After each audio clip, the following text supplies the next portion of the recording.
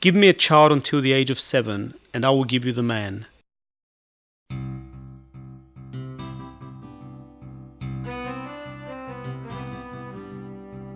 Our series will take you on a journey of discovery, a journey that will help us unlock the mystery that is concealed within each child's development. A journey that reveals the critical role this development plays in the formation of man.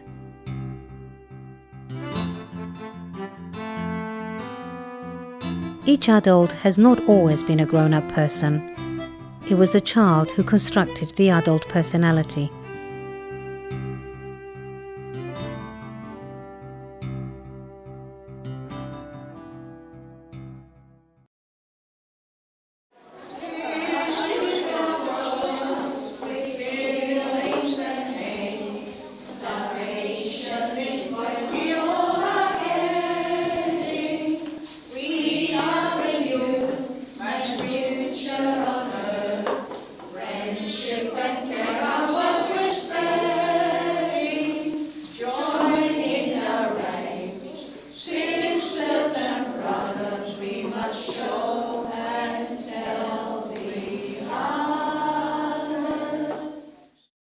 Dr. Montessori believes that the problem of world peace can never be satisfactorily solved until we start with the child. Maria Montessori wrote, "By taking the child into consideration, we touch something common to all humanity. We cannot achieve world harmony simply by attempting to unite all these adult people who are so different. But we can achieve it if we begin with the child who is not born with national and racial prejudice."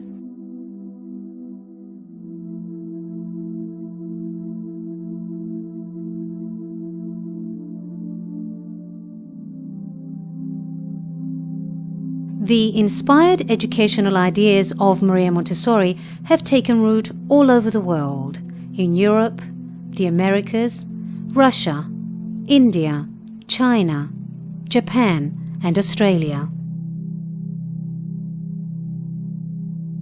Maria Montessori's first observations came from an Italian classroom of deprived children back in the early 1900s.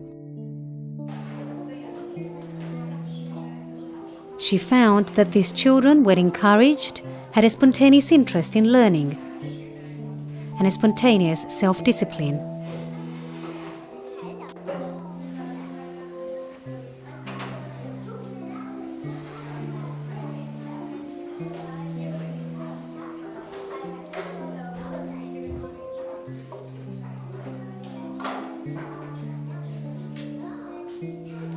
Allowing her students to progress in an atmosphere of freedom, Dr. Montessori found that all children paced their own development through a series of sensitive periods, during which they became acutely aware of language, order, their own senses, and society.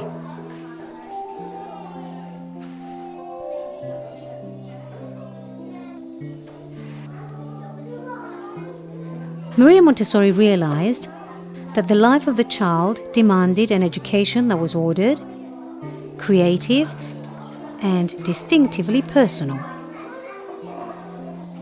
If what we really want is a better world, then education must take as its aim the development of the child.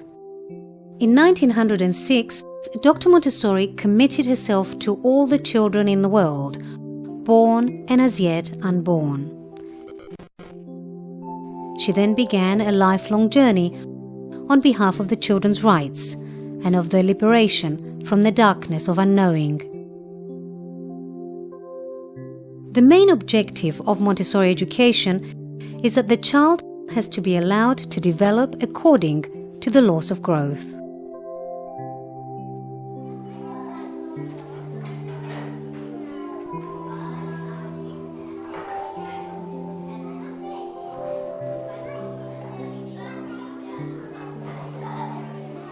A prepared environment achieves this by offering the child activities that motivate and encourage development.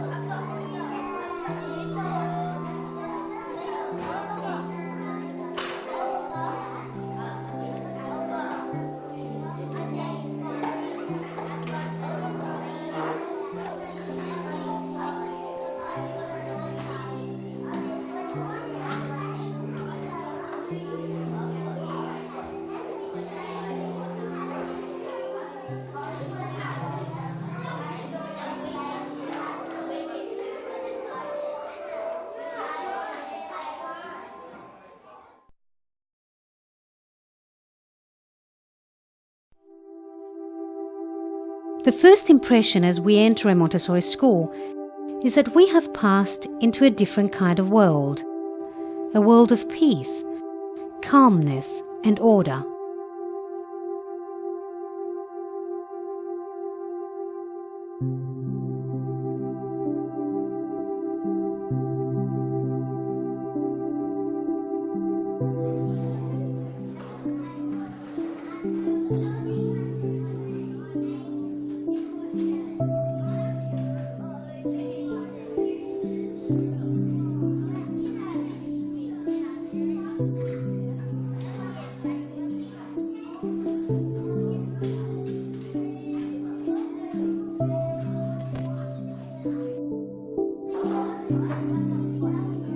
Many children all over the room, all doing different things. Most are working at little tables.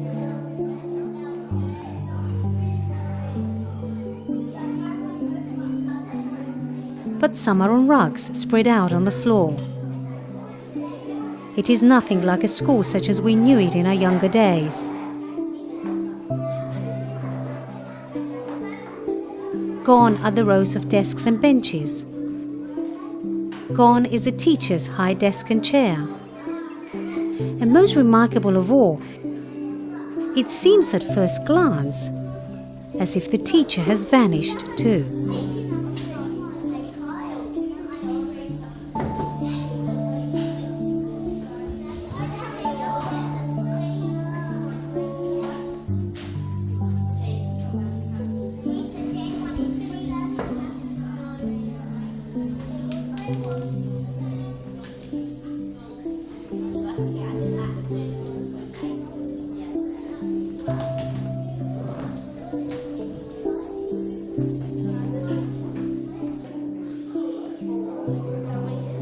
We discover her eventually down on her knees in the middle of the room, demonstrating something to several children who are working on an activity.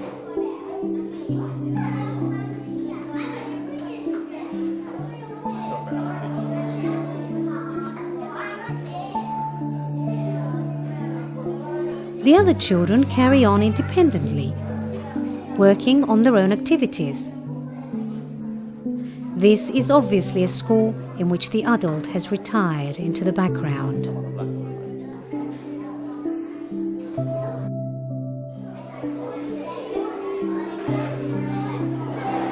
Gone completely is the stillness of the old school. Here we have a bustle of activity.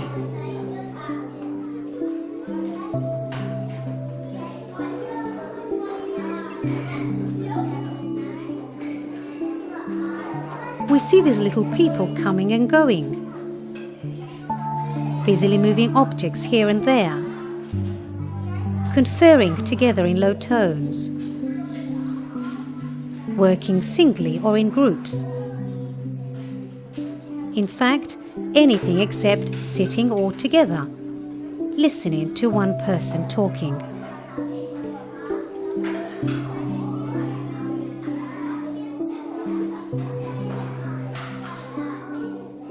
As we observe, we can see a seriousness in their expression and a purpose in their manner.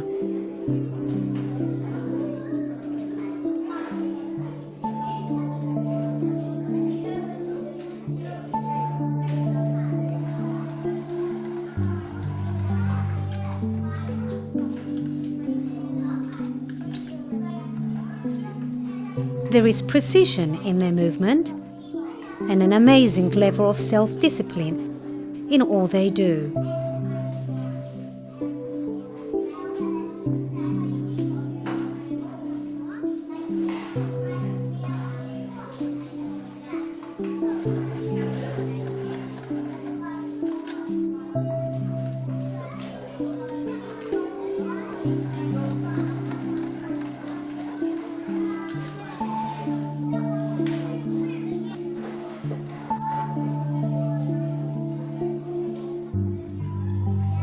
The most fascinating part is that these people are children. Small children at that, with the eldest being no more than 6 or 7 years of age.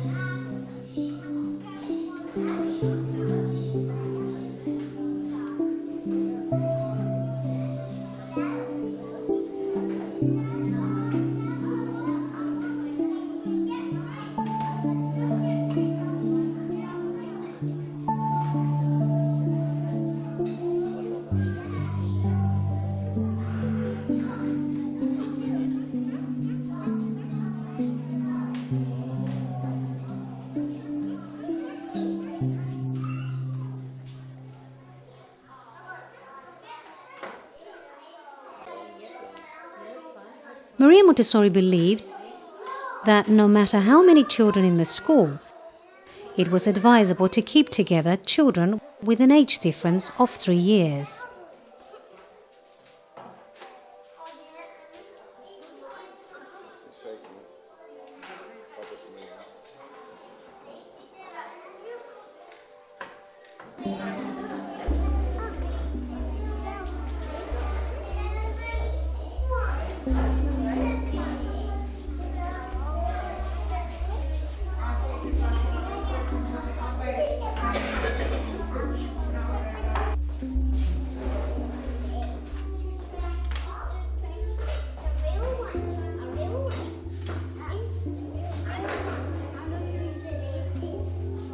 This age difference and the combination of various stages of development are one of the fundamental principles of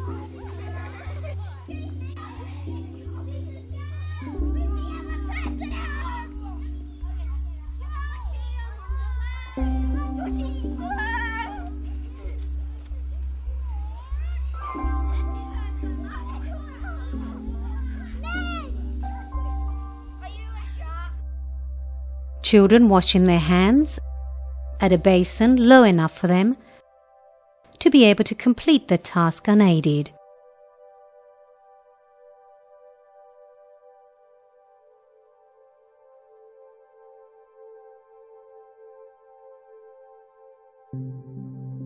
The large and low windows provide a beautiful and natural backdrop for the children.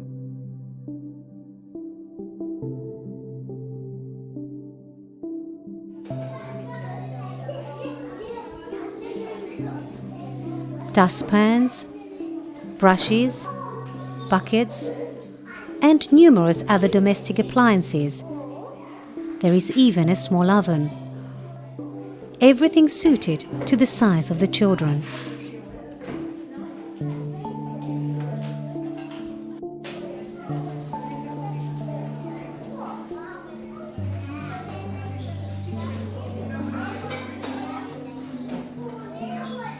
Can these be ordinary children?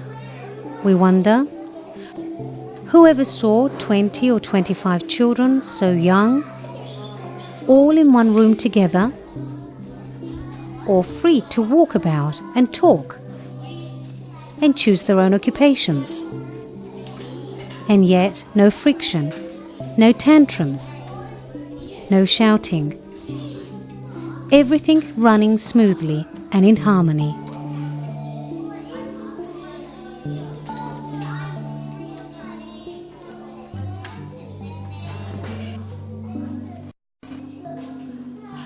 Knowledge is finding its way into these little heads via hands, eyes, ears, and feet.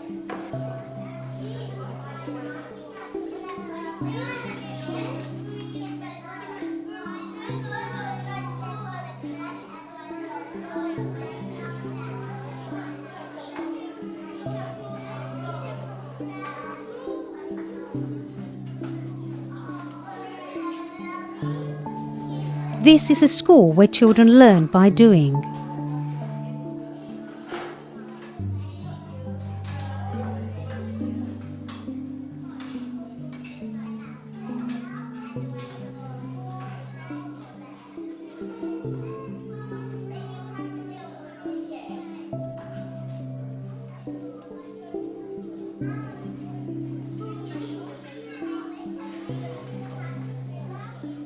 A child goes to the shelf, puts back the material with which he has been working,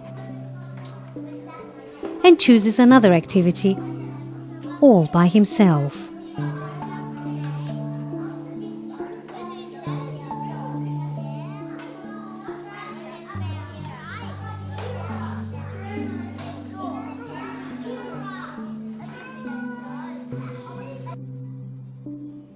A children's house, Maria Montessori wrote, ought to be a real house.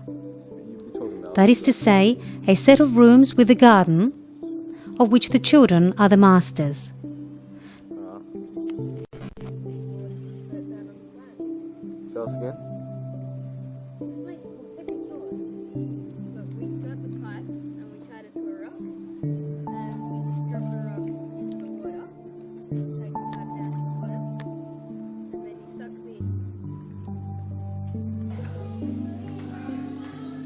The furniture should be light enough to be moved about by the children.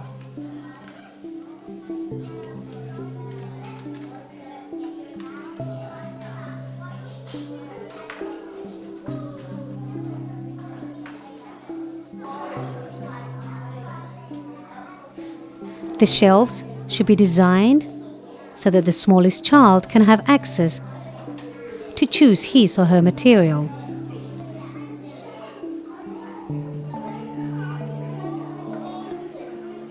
The ideal room should have chalkboards fixed low enough on the walls for the children to use.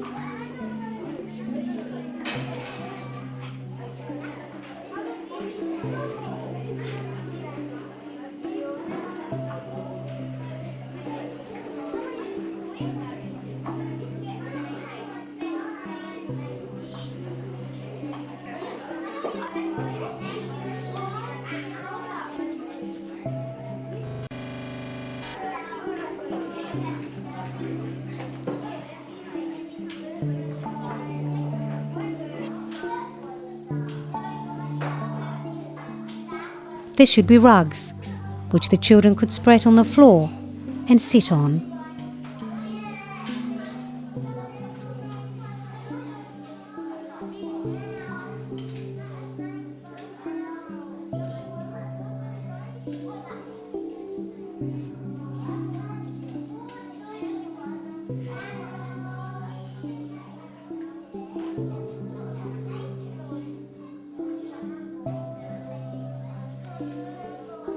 Our attention is caught by the sound of musical notes.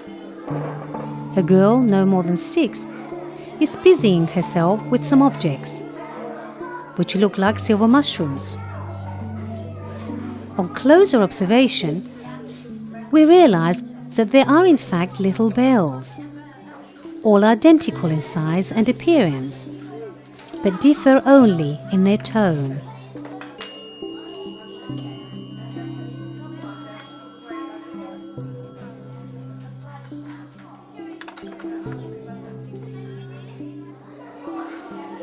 The calm way the children get on with their work impresses any visitor most strongly.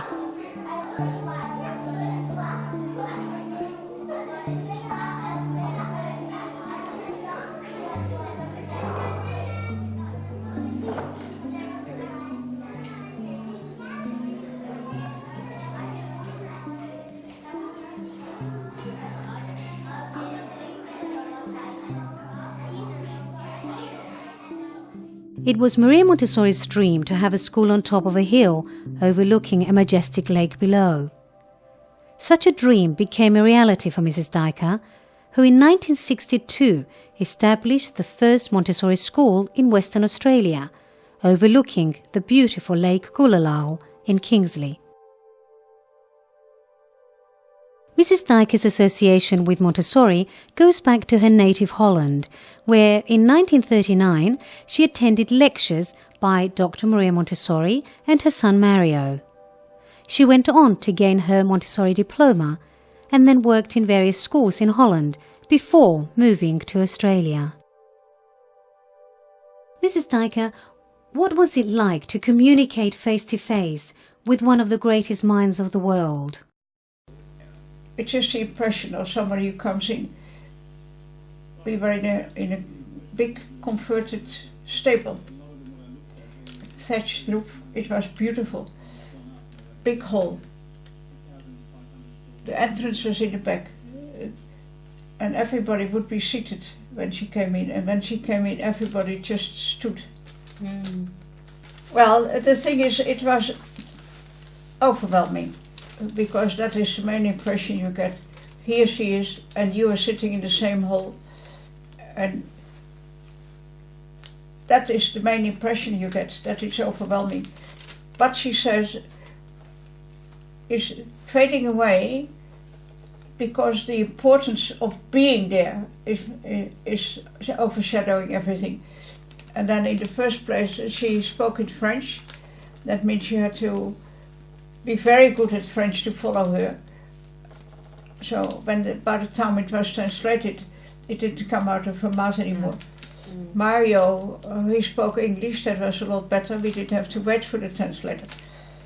And so it was an overwhelming thing. Mrs. Dijker, you went on to gain your Montessori diploma and worked in various Montessori schools in Holland. You also lived through those 5 years of German occupation during the Second World War. Was this the reason for your migration to Australia? Well, I think it was a reason for a lot of young people. I was 18 when the war broke out, and most people at 18, they have a different view of life than the one we had. Yes. Yeah. And so, having a Jewish father, it was double traumatic, because half the family got wiped out. And the restrictions and the problems and the everything was so traumatic that every person at my age felt the itch to get out.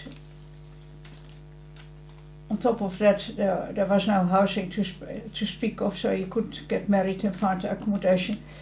So we decided to be heard about Perth, because that had a good climate. We thought, let's go to where it is a good climate. That's why we came here. That's great. So you arrived in Australia in 1952 and started this unique school 10 years after. What happened during this eventful decade? Well, in Holland I had already been introduced in one of the schools to clay, and I started to do a bit of clay work. When we finished up in a camp in Perth, it was in Redcliffe I think, we asked about clay, and they sent us to Brisbane and Moonrich, and there was we got the clay. I started to make things. He said, when you finished it, bring it, I'll fire it. And then he said, when you buy your own property, I'll bring bricks that you can build your own kiln. So we built our own kiln. You can't fill a kiln with one piece a month. So we started to take molds of the Aboriginal things I made. And then we had an oven full of them, and then what you do with them? So you sell them. So we had the bushland pottery. Okay, but you mentioned the Aboriginal images that you produced. What led you to produce those? Because there were so few Aboriginal children living in Perth, I had an invitation to visit a native mission in Balluna. How did that come about, Mrs. Dijker?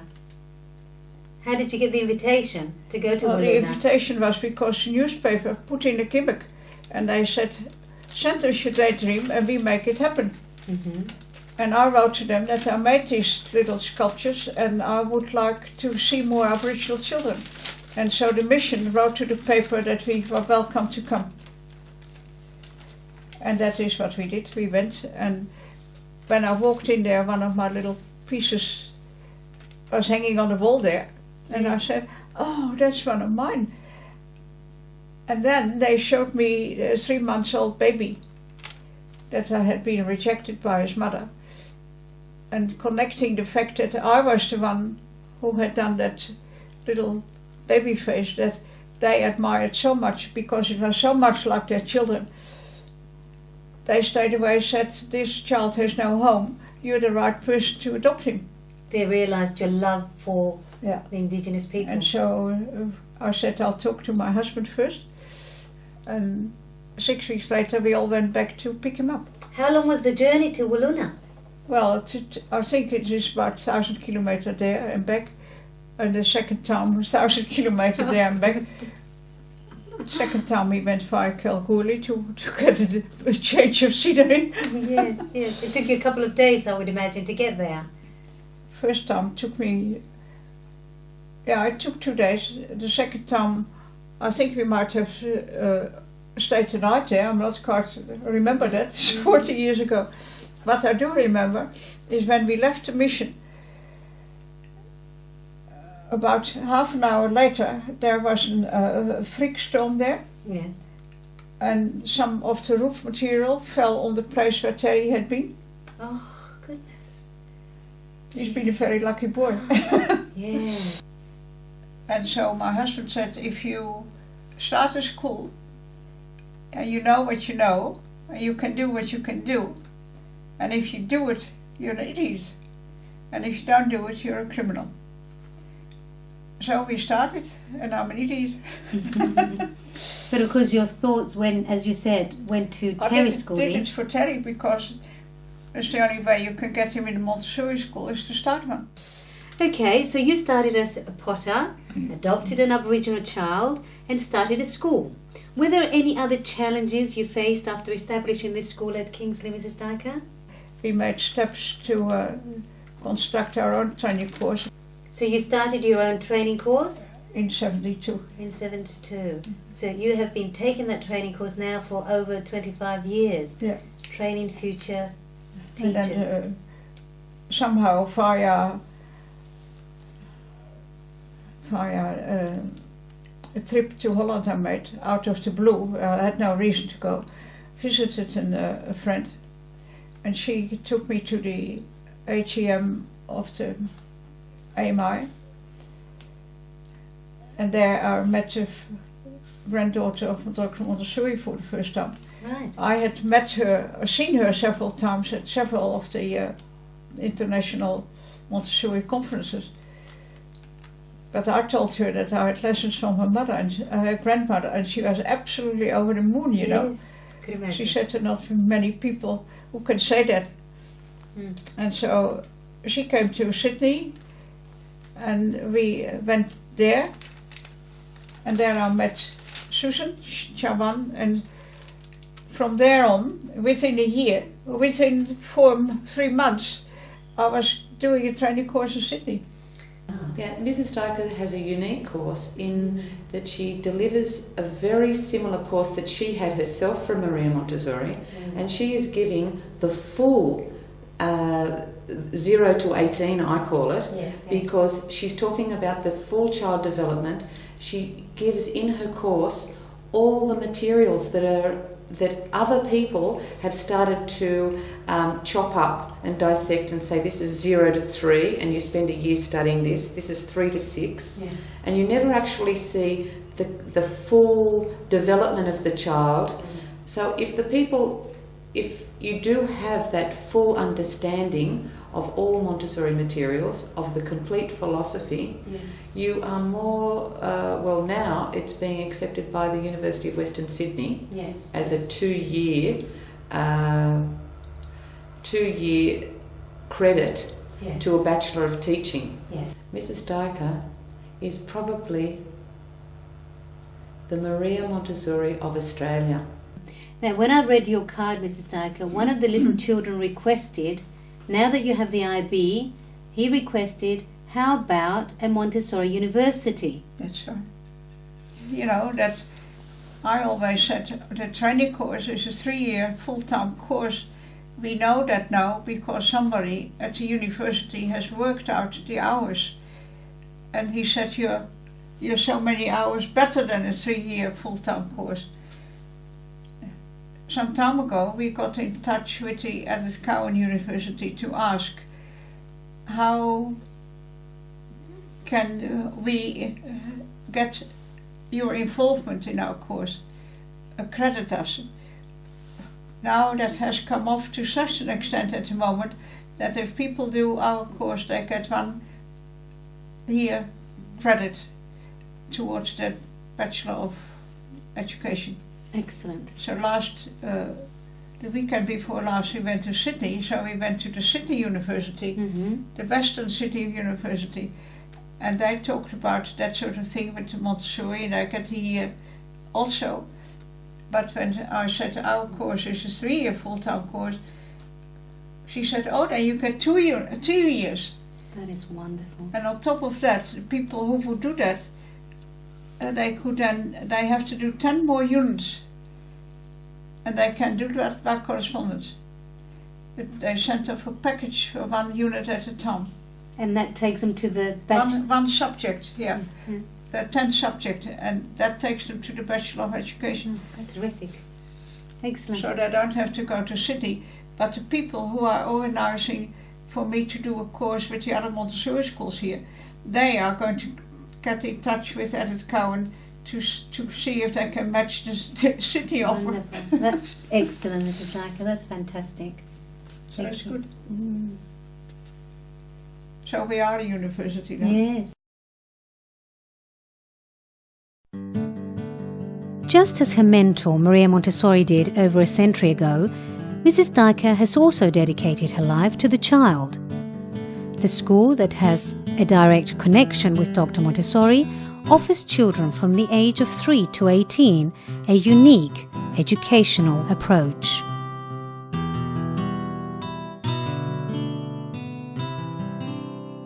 Most Montessori schools around the world accommodate children aged 3 to 12.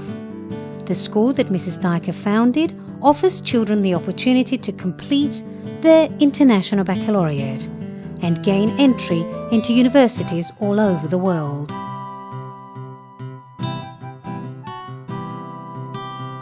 The school has now been in operation for over 38 years. What are some of the more memorable incidents that you can recollect? Because I discovered the RB on the radio, that they said that they were broadly based. They did many subjects. They were non-competitive. They did community work, all the things that we normally do in the school as well. So then we got in touch with the RB when I heard about that. In 92, in 93, we had a preliminary year, and in 94, we were officially accepted. Shall I mention? We had a visit from the governor, and I wanted him to talk to the older children to find out what sort of people they were. Yes. And the first thing he asked them, how do you do, you know? How long have you been here? And each of those big boys said from the age of 3, and they were all towering above everybody. Yes. It was really interesting. Well, Mrs. Dyker, let's take you back to memorable incidents as regards to children. I'm sure in the 37 years of this school being in operation, many incidents would have taken place. Well, usually the children play soccer, and they play soccer a lot. And they don't have a referee because they don't need it. One boy came to me and he said, somebody hurt me. And I said, but usually they give penalties, the right penalties. He said, yes, but nobody saw it happen. So I said, you want me to talk to him? So I went on the field. I said to this boy, I have here, I don't even remember who it was, I have this boy. He has a complaint about you. Is that justified? That's what I always ask, because I don't want to come and say, hey, you did so and so. I said, is that justified? He said, yes. I said, are you playing real soccer? He said, yes. And I went just like this, and I said, here's your red card. And without one word, like a real professional, he walked off the field. And it was his pride, actually, that he played real soccer. Absolutely. And he had done a foul and he went off. And he obeyed the rule. And we never said anything anymore. No, that's wonderful. That's good. Any more to share with us? Well, I was so, we had Graham Edwards, he was a Labour sport minister, and I invited him to come and see the soccer match without referees. And he looked and he said, they don't learn that on the field, do they? They don't learn that in the school to be like that. And he said, but what's the whisper that's going around? And I said, I don't know, I have to ask. So one who was close to the fence, I called him. I said, the minister wants to know, what's the whisper? And they said, oh, they tell us, be careful with John, because he hasn't got his soccer boots on. No, how beautiful. How considerate. Wonderful. Yeah. Thank you very much. And of course we had the children who stood out, the ones that said we are going to do mathematics all term. Yes, the number roll. Bearing in mind that Montessori wasn't, or the system wasn't popularly regarded in our time, and one day when Jerome came home with the commencement of what we call a ball, or roll I should say, and it was a strip of paper where he started to write numbers, 1, 2, 3, 4, 5, 6, 7, 8, 9, 10, and then he would paste another strip of paper onto this roll, and he got up eventually to, would you believe it, something like 20,000 in consecutive numbers on this roll of paper. And every day he would add to the roll and carry it under his arm. And of course, It's nearly as big as he was. the diameter of the 20,000 number roll was huge for this little boy to carry. And frankly, by this stage, we were getting a bit worried that we thought, you know, the school must be a bit kinky or obsessive in some way, that all that our child was doing was making a number roll. But then when we asked him, when he'd finished number one, I said to him, how high are you going to go, Jerome, with the numbers? He said, 20,000. And I said, and he finished that. I said, now what are you going to do now you finish? He said, I'm going to do it again. And I said, oh, that's interesting, darling. And he did, and then he finished that one, and I sort of rather tentatively said, what are you going to do now you finished 20,000 rolls? He said, I'm going to do them in Roman numerals. And he was home last month, and he actually found his Roman numeral roll in the back cupboard somewhere. And he is how old? He's 30, he was born 35. 35, Because I think they learn a lot more than, as Jerry said, than just the consecutive numbers. They learn concepts, principles, because while he was doing this, we were doing some brick paving up the back, and Jerome was wanting to help, and Jerry thought, I'll get him to count the bricks, you know. So he said, count the bricks for Daddy. And so he went along one side. There were a few hundred in this. And then he counted down. He said, you work it out, Daddy, it's 19 lots of 20. And he's now assistant professor of physics at London University. And his little girl turned 2 this year, and she just began Montessori in London a few weeks ago. They did mathematics all term. The next term, they said, we're now going to do geography. And the teacher in the end was at the loss, you know, because she said, there's nothing I can ask, they know everything. They were 10 or 11, about 11. They said to me, the atlas is all out of date.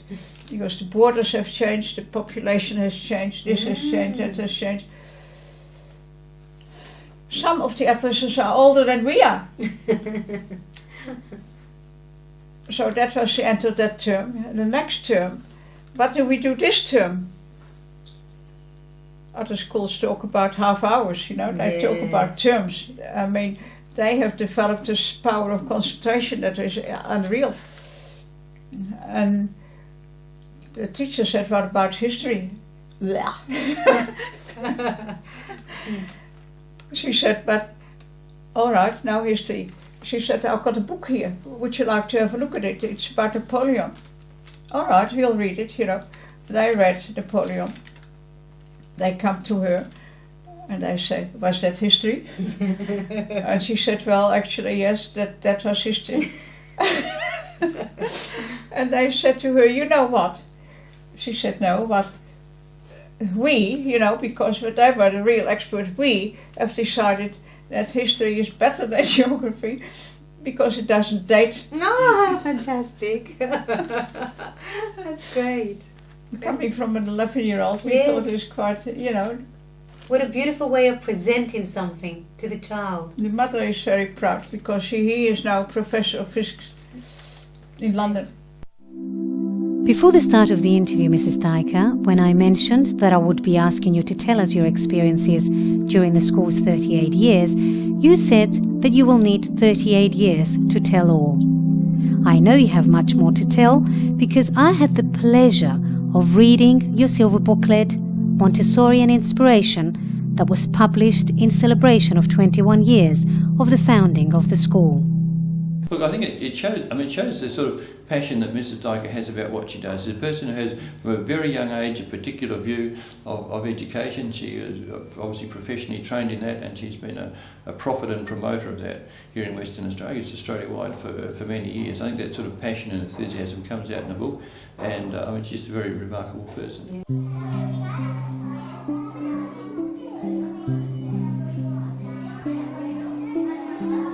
After many years of dedication and perseverance to establish the school, in the true style of any pioneer, Mrs. Dyker did not lose sight of her ultimate aim of creating a better environment for children to develop in.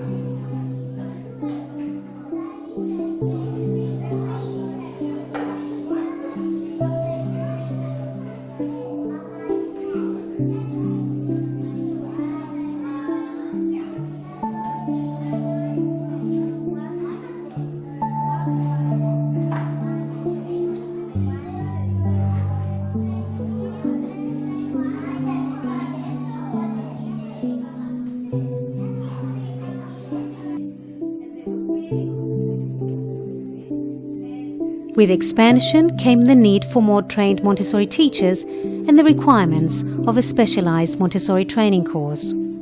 The original course, which Mrs. Dyker planned, prepared and conducted back in 1972, and now an accredited course, after 28 years, is still running today. Mrs. Dyker now conducts Montessori training courses in Perth, Sydney and in Brisbane, so others can benefit from her experience.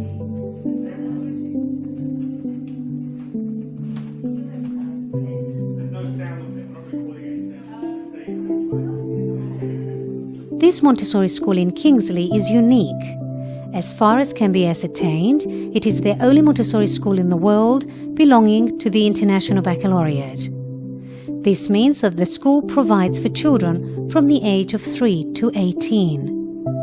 The success of Montessori is not only measured by the students and young adults it has produced, but also the positive impact it has had on the whole family. I've been, as a state high school teacher, teaching has always been very formal. Yes, yes.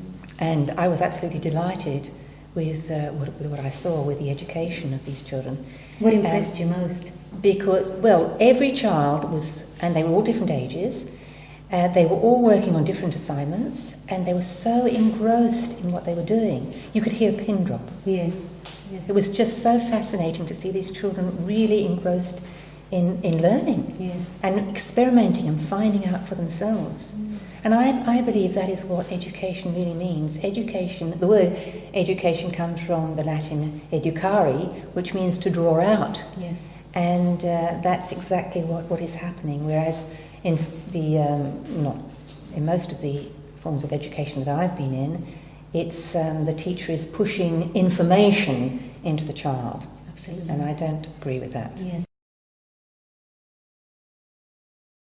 Many letters and visits by past students and parents are testimony to the great results achieved.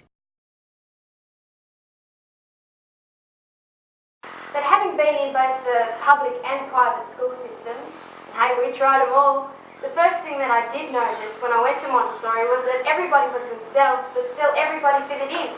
I remember thinking, well, this is a good place, and I like it here. I think that growing up and being in an environment like the one that Montessori offers, where it is okay to be yourself, you find out much earlier what it is you're supposed to be doing, probably because your special gifts or talents or whatever it is you're interested in will come to the surface much quicker than they would in a more constricted or regimented environment. So that's how it worked for me anyway. I've had vocal training with an opera singer, which I started while I was still at school. I get to travel quite a bit doing shows, which I love. I've been writing songs and also doing some studio work recording. I just love being an entertainer. I have my own entertainment and publishing company. I guess you can say I know what I want and I'm not stopping till I get it. That's one thing Montessori does teach you, is to see things through to the end and back again sometimes. Mrs. Dyker is recognised as a pioneer in bringing Montessori education to Western Australia. She had close contact with Dr. Montessori and her son Mario, and all her life has been working towards the recognition of the child's potential and development.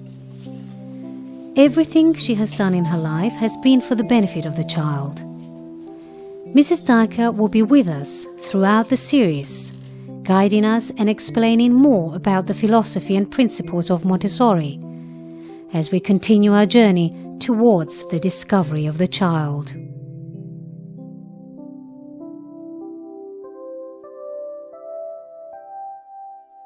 I began my work like a farmer who has set aside good seed and who is offered a fertile field in which to sow it.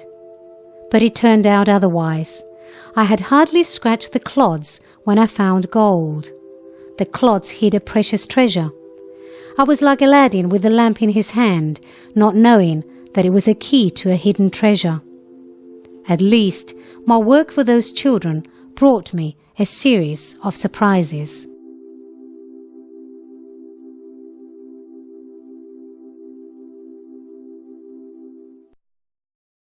We hope you have enjoyed this second episode, Montessori and Inspiration, and we invite you to tune in again for yet another Montessori experience.